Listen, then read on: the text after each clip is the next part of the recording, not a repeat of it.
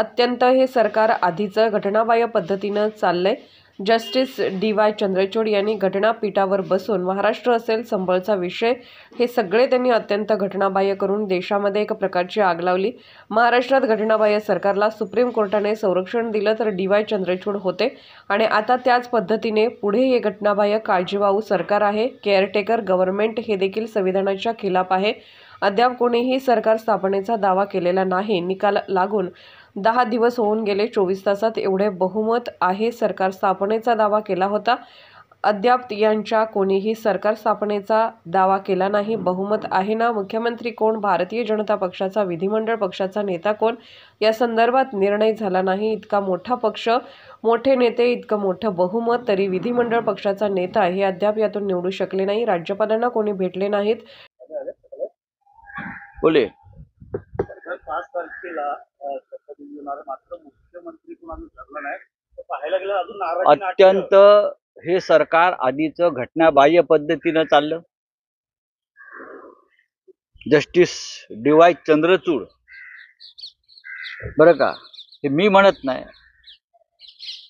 Justice DY. Chandrachud यांनी घटनापीठावर बसून महाराष्ट्र असेल, त्यानंतर जो आता संभलचा विषय आहे, वर्शिप ऍक्ट, हे सगळे त्यांनी अत्यंत घटनाबाह्य कामं करून देशामध्ये एक प्रकारची आग लावली। महाराष्ट्रामध्ये घटनाबाह्य सरकारला सुप्रीम कोर्टानं संरक्षण दिलं, त्या डी.वाय. चंद्रचूडजी होते आणि आता त्याच पद्धतीनं पुढे हे घटनाबाह्य काळजीवाहू सरकार आहे।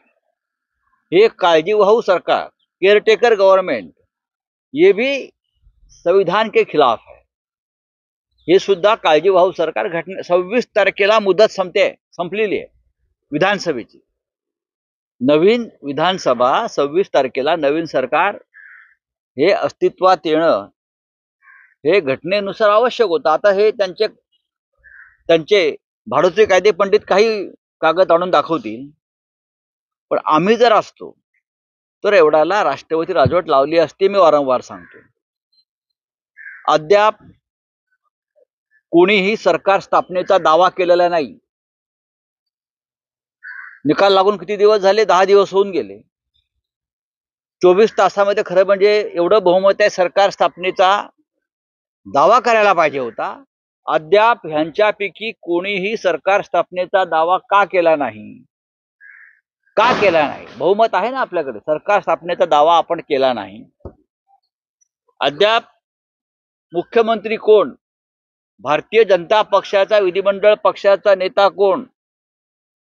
या संदर्भात निर्णय झाला नाही।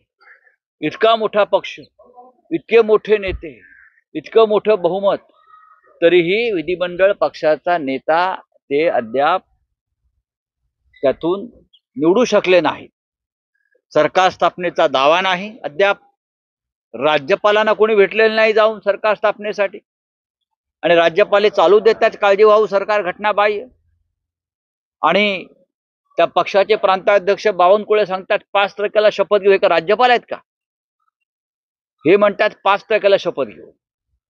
यांना राज्यपालाचे अधिकार दिलेले आहेत का? आम्ही 5 तारखेला शपथ घेऊ। राज्यपालांनी सांगितलंय का? राज्यपालांना तुम्ही सांगितलंय का?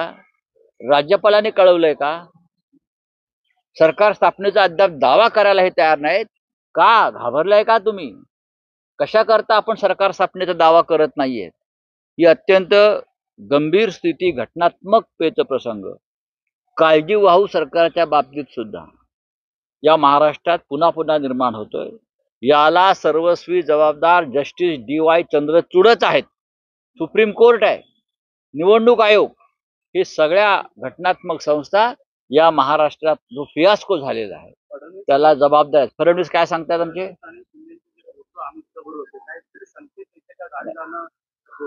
बघा, ते आजारी आहेत, त्यांच्याविषयी तुम्ही आता असं काय वेडवाकडं बोलू नका। त्यांची प्रकृती फार नाजूक आहे। तुम्ही काल बघितलं ना, हाताला पट्टी लावून बसलेले आहेत। त्यांचे मंत्री त्यांना भेटायला गेले, त्या मंत्र्यांनाही ते भेटले नाहीत। म्हणजे किती तब्येत त्यांची खराब आहे बघा। अशा नाजूक प्रकृतीच्या माणसाला तुम्ही असं डिस्टर्ब करू नका। 5 तारखेला ते येत आहेत का शपथविधीला, की एअर ॲम्ब्युलन्समधून त्यांना यावं लागेल, अशा चिंतेमध्ये अनेक लोक आहेत. त्यांच्याकडे काल डॉक्टर गेले होते असं मी वृत्तपत्रामध्ये वाचलं. त्यांना डॉक्टराची गरज आहे का मांत्रिकाची गरज आहे? हा मांत्रिक अमित शहा पाठवत आहेत की नरेंद्र मोदीजी पाठवत आहेत त्यांना बरं करण्यासाठी? यांच्या अंगातली जी भूत संचारलेली आहे ती उतरवायला पाहिजेत आता. आणि बहुधा ते काम जर देवेंद्र फडणवीसजी करत असतील तर ही चांगली गोष्ट आहे, आनंदाची गोष्ट आहे. बोले हो गया. गृहमंत्रीवर असेल, महसूल खातं असेल, आपल्याकडे कसा घेता येईल असं एक नियोजन चाललंय. बघा असं आहे की हे ते ठरवणार आहेत का? हे ते ठरवू शकतात का? नाही, हे नरेंद्र मोदीजी आणि अमित शहाजी ठरवणार. यांच्यासमोर कोणती हाडकं टाकायची आणि तरी काय चघळायचं हे यांच्या हातात नाहीये. यांच्या हातात फार तर रुसवे फुगवे आणि मग शरणागती, या पलीकडे यांच्या हातात काही नाही. 3 वर्षापूर्वी आम्ही जो निर्णय उद्धव ठाकरे साहेबांनी घेतला होता तो याच स्वाभिमानाच्या रक्षणासाठी घेतला होता की आम्ही स्वाभिमानी आहोत, आम्ही तुमच्या दारामध्ये शेपूट हलवत उभे राहणार नाही. हा उद्धव ठाकरे यांच्या नेतृत्वाखालील शिवसेनेचा निर्णय होता. तो यासाठीच होता की आम्ही कुत्रे नाहीत तुमच्या दारात बांधलेले, तुमचा पट्टा आमच्या गळ्यात बांधलेला नाही, आमचे निर्णय घ्यायला आम्ही समर्थ आहोत. राजकारणामध्ये हार जीत होत असते आणि आम्ही का हरलो हे रोज तुम्हाला आता रोज जी उदाहरणं येत आहेत ईव्हीएमची आणि पैशाच्या वापराची. काल आम्ही बाबा आढाव यांना भेटून आलो त्यासाठी. 95 वर्षाचा योद्धा, महाराष्ट्रामध्ये जे लोकशाहीचं पतन झालं, अधपतन झालं, त्याच्या विरुद्ध लढतोय.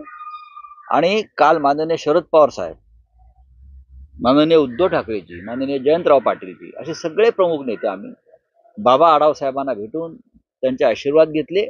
आणि ही लढाई यापुढे चालू राहील, संपणार नाही. बोले आपकी क्या बात है? 16 ते 21 दरम्यान या सरकारचं पहिलं अधिवेशन आहे आणि पहिल्याच अधिवेशनामध्ये 32 दिवसच तरी टाकले, त्यामुळे फक्त 4च दिवस अधिवेशन होणार आहे. बघा, हे याला म्हणतात मोदी पॅटर्न किंवा अमित शहा पॅटर्न. केंद्रामध्ये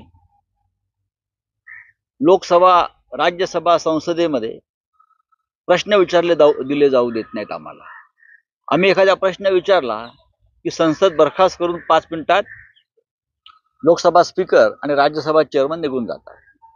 आता इतकं बहुमत आहे यांच्याकडे, हे उद्या विधानसभेचं अधिवेशन सुद्धा घेणार नाहीत.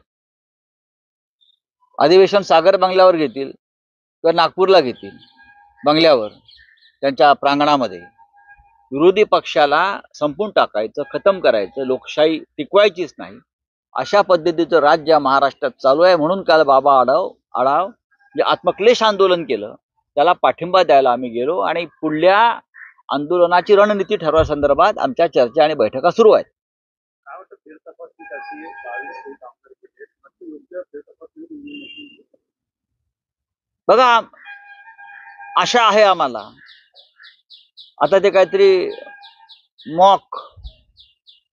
कसल्या सगळ्या व्हीएम मध्ये घोटाळा करून ठेवलेले आहात. मतं नीट मोजली जात नाही. भारतीय जनता पक्षाला झालेल्या मतांपेक्षा जास्त मतं पडतात. या देशातली लोकशाही आहे का महाराष्ट्रातली? बोलिये. व्हीएम मध्ये घोटाळा करून ठेवलेले आहात. मतं नीट मोजली जात नाही.